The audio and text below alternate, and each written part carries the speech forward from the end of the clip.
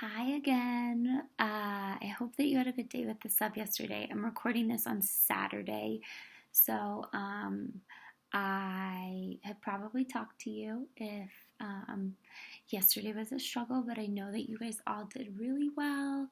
I hope you did really well. I'm going to explain the directions for Wednesday today so that you can get started on your work. Remember that everything has to be done before going to that independent reading time. I'm going to start with the letters, so I hope you've been able to click on it. If you haven't, then you have a hard copy that you've asked the guest teacher for, or Miss Reyes. Remember, Miss Reyes is there today. And same rules and expectations apply.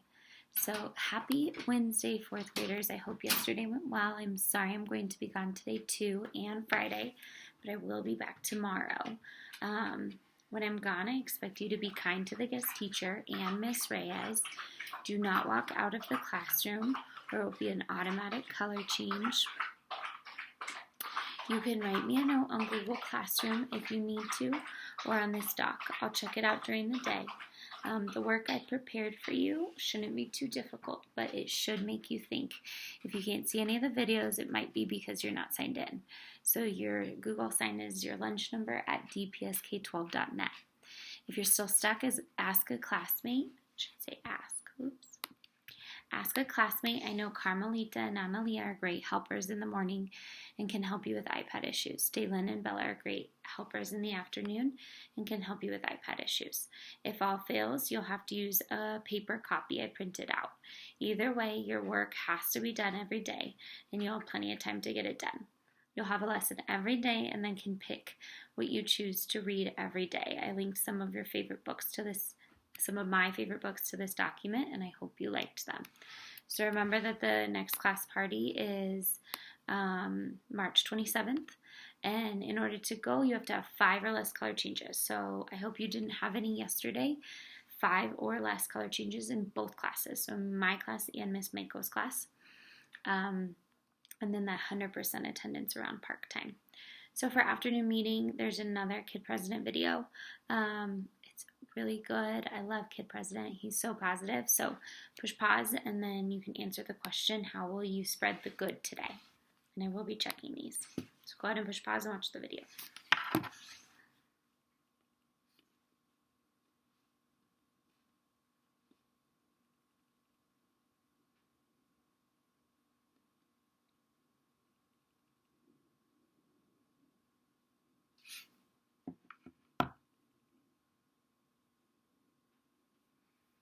All right, make sure that you've typed your answer. You can always push pause on this video. So the lesson is another great story. This story is about a husband and a wife. The wife can't keep her husband's secrets. I hope you like it. Remember as you read that you need to do your somebody wanted but so. This will help you remember what you read. If this was a problem yesterday, then grab yourself a scratch paper and turn it into the turn-in bin when you're done. And then you can let me know tomorrow that it was a problem so that I can adjust things for Friday.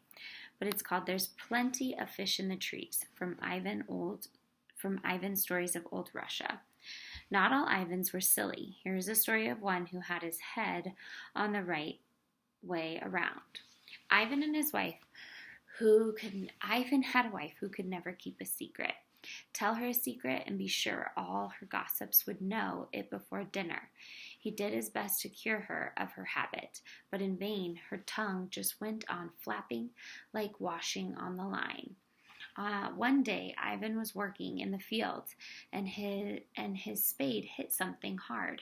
He felt around with his hands and found that he had struck a chest full of gold coins.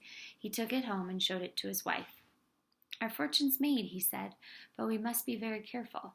If the master hears about it, he will surely claim the treasure to himself.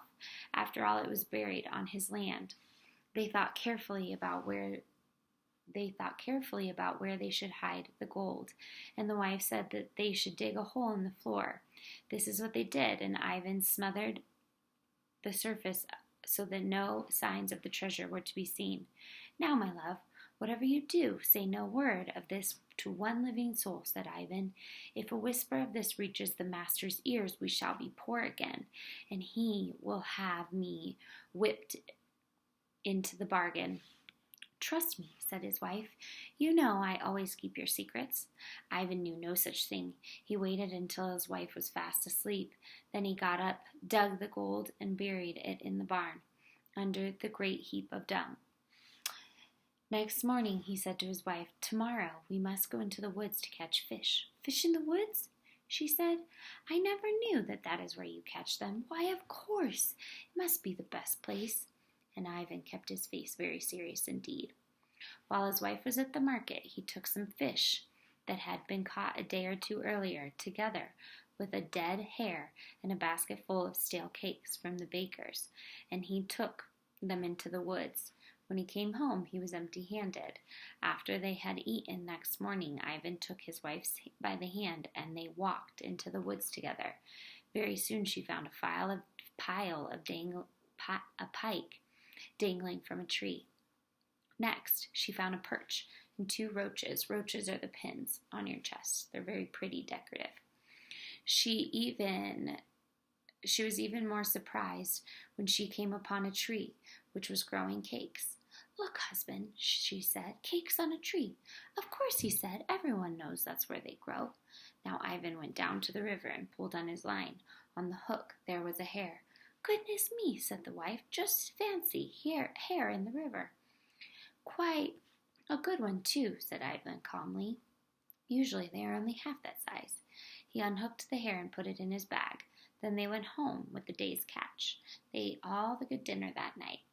By now the wife's wagging tongue had made sure that all the village knew about Ivan's treasure. Very soon the news reached the ears of the masters in his big home. He sent for Ivan, and the man went to the house, and he took his good wife with him. "What is this I hear?" said the master gravely. "Have you found treasure on my land and not reported it to me?"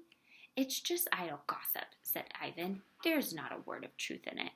"But your own wife says it's true." "Oh, she's a crazy woman," said Ivan. "You could never believe a word she says." "That is not true," said the wife. "You know very well that you brought the treasure home." "When was that?" "Why, it was the other day, before we caught the fish in the woods." "What is this?" said the master. "Fish in the woods?" "Yes, master," said the wife eagerly. "And the very same day we picked cakes off the trees. There were lots of them. Then, on the way home, my man fished a fat hare out of the river." "Take her home," said the master to Ivan. "You're right, she is a crazy woman." Still, the master was no fool. He sent his wife to the cottage when Ivan was out. They dug up the floor and searched high and low, but no treasure could they find. I've spent it coin by coin in the market, and it kept them in comfort for many years. So do your chunk 1 and chunk 2 for your somebody wanted but so. And then your questions, just like yesterday, type them in that box there.